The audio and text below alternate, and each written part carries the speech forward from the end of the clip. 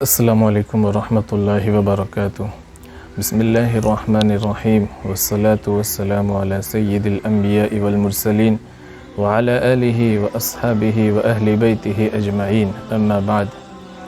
قابل قدر بزرگان محترم اور میرے دینی اور ایمانی بھائیوں، میں آج آپ کے سامنے قرآن خوانی کے متعلق چند ایک چیزیں بیان کرتا چلوں۔ حالانکہ بہت پہلے سے یہ رسم ہمارے معاشرے کے اندر چلی آ رہی ہے، لیکن جیسے دن بدن زمانہ ترقی کر رہا ہے، علم زیادہ ہوتا جا رہا ہے، عمل کم ہو رہا ہے، اور اس کے اندر نئی نئی چیزیں ایجاد ہو رہی ہے، اور طرح طرح کی بدعات اور رسومات اس کے اندر ایجاد ہوتے جا رہی ہے۔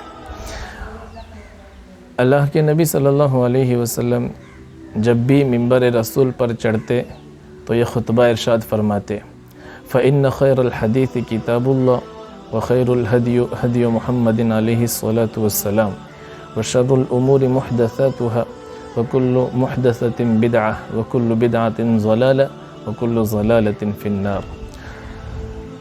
سب سے بہترین کتاب اللہ رب العزت کی ہے، اور سب سے بہترین طریقہ رسول اللہ صلی اللہ علیہ وسلم کا ہے۔ فإن خير الحديث كتاب الله وخير الهدي هدي محمد علیہ الصلاة والسلام وشر الأمور محدثاتها۔ اور جتنے بھی دین میں نئی چیزیں ایجاد کی گئی ہے وہ ساری کی ساری بدعات ہے، اور بدعات گمراہی ہے، اور گمراہی جہنم کی طرف لے کر جائیں گی۔ ہم کرنے جاتے ہیں ثواب، ہم کرنے جاتے ہیں نیکیاں، کمانے جاتے ہیں نیکیاں، بجائے نیکیاں کمانے کے، بجائے اس کے ثواب ملنے کے، ہم جہنم کی طرف ڈھکیلے جا رہے ہیں اور جہنم کی طرف جا رہے ہیں۔ تو ایسے ثواب اور ایسے نیکیوں کا کیا فائدہ؟ میں ایک اصول اور قاعدہ بیان کرتا ہوں، اس سے آپ کو پتہ چلے گا کہ بدعت کہتے کس کو ہے۔ جو چیز رسول اللہ دین میں، دنیاوی اعتبار سے نہیں، دین میں جو بھی چیز رسول اللہ صلی اللہ علیہ وسلم نے نہیں کی، اور نہ صحابہ اکرام نے کی، اور نہ کرنے کا حکم دیا، اس کو بدعت کہتے ہیں۔ نہ اللہ کے نبی صلی اللہ علیہ وسلم نے خود کیا، نہ امت کو حکم دیا، نہ صحابہ اکرام، خاص کر خلفائے راشدین، جس کو اللہ کے نبی صلی اللہ علیہ وسلم نے فرمایا کہ میرے اور میرے خلفائے راشدین کے سنتوں کو دانتوں سے مضبوطی سے پکڑو۔ تو نہ اللہ کے نبی صلی اللہ علیہ وسلم نے کیا، نہ صحابہ اکرام نے کیا، اور نہ کرنے کا حکم دیا، تو پھر اس کو کہتے ہیں بدعت، اور یہ دین میں، دنیاوی چیزوں میں نہیں ہے۔ ٹھیک ہے؟ اب اپنے طرف سے دین میں کوئی دن فکس کرنا، جس کو نہ رسول اللہ صلی اللہ علیہ وسلم نے فکس کیا، نہ اپنے طرف سے وقت مقرر کرنا، اپنی طرف سے تعداد مقرر کرنا، اپنی طرف سے جگہ مقرر کرنا۔ اب قرآن خوانی میں یہ ساری چیزیں ہوتی ہیں۔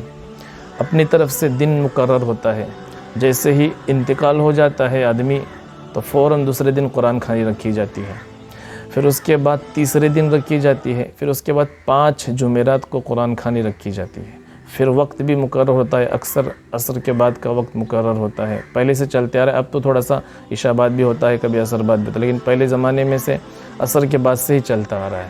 وقت بھی مقرر ہو گیا، دن بھی مقرر ہو گیا، تعداد بھی فکس ہو گئی کہ 5 جمعرات ہی ہم کو رکھنا ہے۔ جگہ تو سمجھو مقرر ہوتی نہیں ہے، وہ تو سمجھو رشتہ داروں کے یہاں پہ ہوتی ہے، جہاں میت ہوتی ہے وہاں پہ، لیکن اپنی طرف سے دن مقرر ہو گیا، جمعرات کے دن، اپنی طرف سے وقت مقرر ہو گیا، اپنی طرف سے تعداد بھی مقرر ہو گئی۔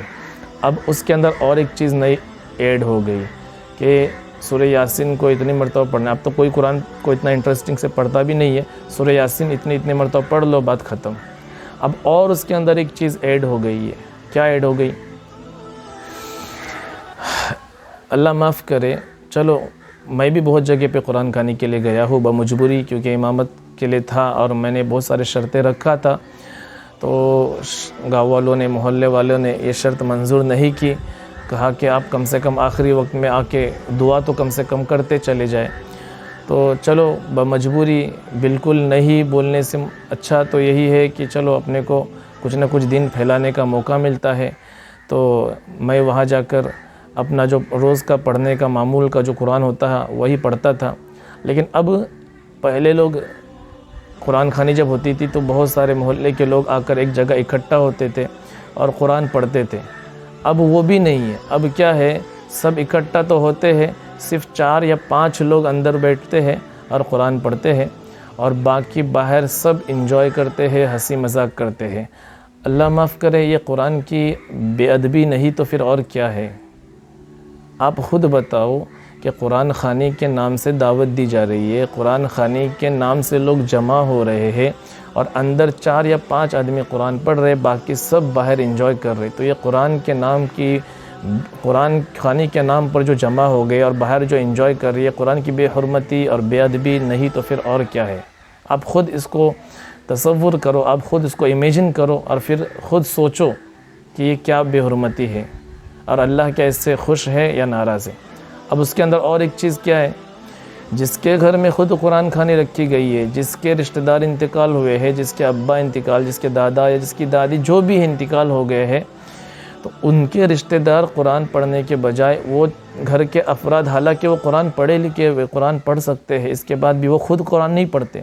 جو محلے والے 4-5 چند لوگ آ کے پڑھتے ہیں وہ پڑھ رہے، باقی یہ بھی باہر انجوائے بھی کر رہے ہیں. اندر وہ سامان لے کے آنا، نیاز لے کر آنا جانا وہ چالو رہتا ہے، وہ خود تو پڑھتے نہیں ہیں. اور پھر آخر میں کیا ہوتا ہے، جب دعا ہوتی تو پھر وہ ایک آدمی بلاتا ہے کہ آؤ جلدی سے، اور رشتہ داروں بیٹھو دعا کرو. 5 منٹ کی دعا کے لیے بیٹھ جائیں گے، بس کام ہو گیا. یعنی اب ہم اتنا اپنے مشغولیات کے اندر اتنا مشغول ہو گئے ہیں، اپنے کام کے اندر اتنا مشغول ہو گئے کہ اپنے رشتہ داروں کے لیے قرآن پڑھنے کے لیے بھی وقت نہیں ہے کہ محلے والے آؤ، جماعت والے آؤ اور ہمارے یہاں پہ قرآن کرو، قرآن خوانی ختم کرو، ہمارے میت کو ثواب بخشو اور آپ چلے جاؤ. کتنا قرآن کی بھی بے حرمتی، اور اس مردے کو کیا اس سے ثواب ملے گا؟ آپ خود سوچو، آپ خود تصور کرو کہ اس سے اس مردے کو ثواب ملے گا کیا؟ اب اور بھی اس کے اندر شارٹ کٹ ہو گیا.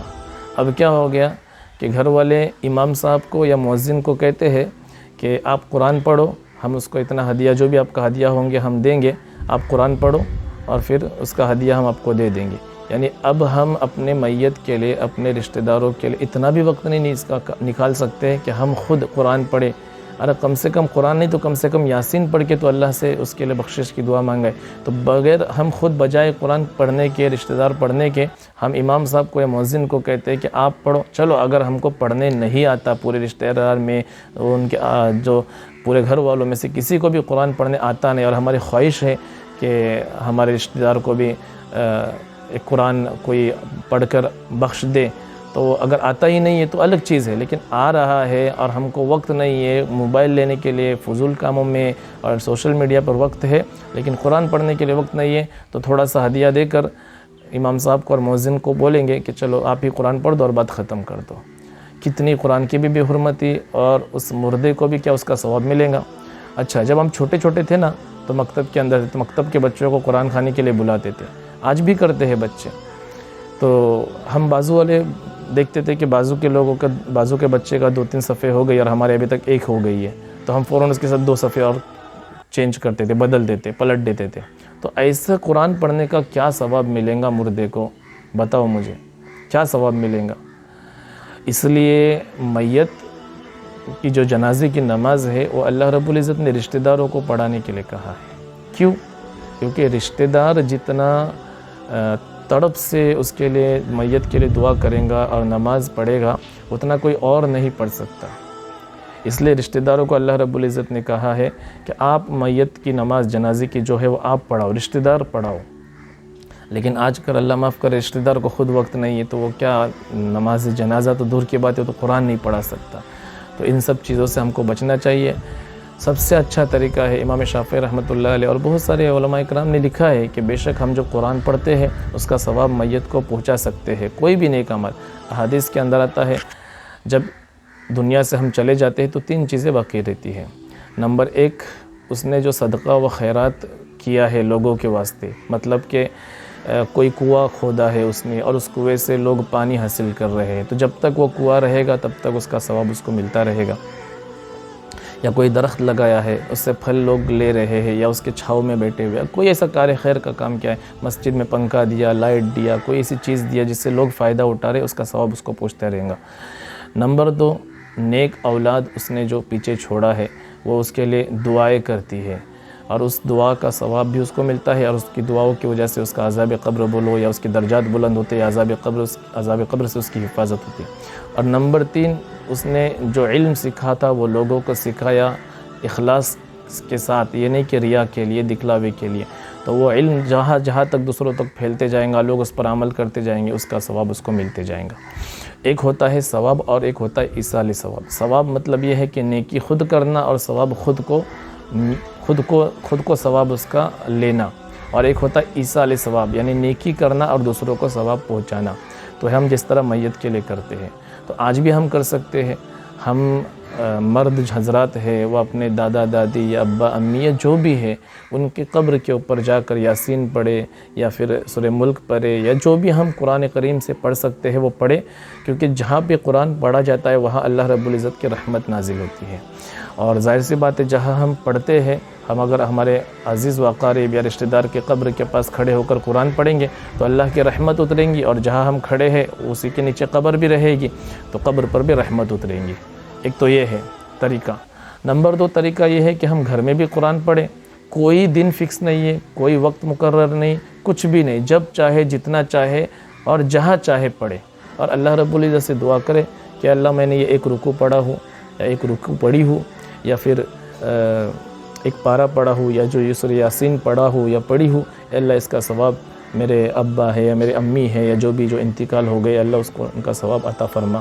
بس ختم۔ اس سے زیادہ اور کیا قرآن خوانی ہے، اس سے زیادہ اور کیا مطلب چاہیے ہم کو؟ جتنا چاہے پڑھے، جب چاہے پڑھے، اور جہاں چاہے وہاں پڑھے، اور اللہ سے دعا کرے کہ اللہ جو میں نے پڑھا ہوں اس کا ثواب جو بھی ہمارے عزیز و اقارب انتقال ہوئے ہیں جن کو آپ کو پہنچانا ہے، اللہ ان کو اس کا ثواب عطا فرما۔ بس ختم۔ اس سے زیادہ اور کیا کرنا ہے؟ ان کے لیے دعا کرے اللہ ان کے درجات کو بلند فرما، عذاب قبر سے ان کی حفاظت فرما، ان کے قبر کو نور سے منور فرما، ہماری طرف سے ان کو اجر عظیم عطا فرما۔ یہ دعائیں کر سکتے ہیں، ان کی طرف سے صدقہ خیرات کر سکتے ہیں، کوئی بھی صدقہ خیرات ہم ان کی طرف سے غریبوں کو دے سکتے ہیں، کچھ پیسے دے سکتے ہیں، کچھ کپڑے دے سکتے ہیں، کچھ کھانا کھلا سکتے ہیں۔ یہ بھی ایک نئی رسم ہے۔ پہلے تو ایسا ہوتا تھا، حدیث کے اندر تو یہ ہے کہ جن کے گھر میت ہو گئی ہو تو وہاں پر جو رشتہ دار ہے یا رشتہ دار نہیں، جو پڑوس والے ہیں ان کا یہ حق ہے کہ 3 دن تک ان کو کھانا کھلائے، کیونکہ وہ غم اور افسوس کے اندر ہوتے ہیں۔ تو اب تو الٹا ہو رہا ہے، جہاں پر میت ہوتی ہے اسی کے گھر میں فوراً دوسرے دن ہی بریانی آنا شروع ہوتی ہے، اور پھر ثواب کے نام سے سب کو بلایا جاتا ہے اور کھانا کھلایا جاتا ہے۔ یہ سب چیزیں بدعات ہے، اور بدعات سب فضولیات ہے، اور یہ سب جہنم کے اندر لے جانے والی چیزیں ہیں۔ اللہ رب العزت سے دعا ہے کہ اللہ رب العزت ان ساری چیزوں سے ہم کو بچائے۔ میں دوبارہ پھر ایک مرتبہ کہتا ہوں کہ سب سے آسان طریقہ یہی ہے کہ جب کسی کے عزیز اور اقارب کے لیے قرآن پڑھنا ہے، رشتہ داروں کے لیے قرآن پڑھنا ہے جو اس دنیا سے رحلت فرما چکے، تو رشتہ دار پڑھے، جتنا چاہے اتنا پڑھے، جب چاہے جہاں چاہے پڑھے، اور اللہ سے دعا کرے کہ اللہ جو قرآن پڑھا ہو اس کا ثواب ان کو عطا فرما۔ ختم ہو گئی بات۔ اللہ تبارک و تعالیٰ سے دعا ہے کہ اللہ تبارک و تعالیٰ ان باتوں پر ہم کو عمل کرنے کی توفیق عطا فرمائے۔ وآخر دعوانا ان الحمد للہ رب العالمین۔ السلام علیکم ورحمۃ اللہ وبرکاتہ۔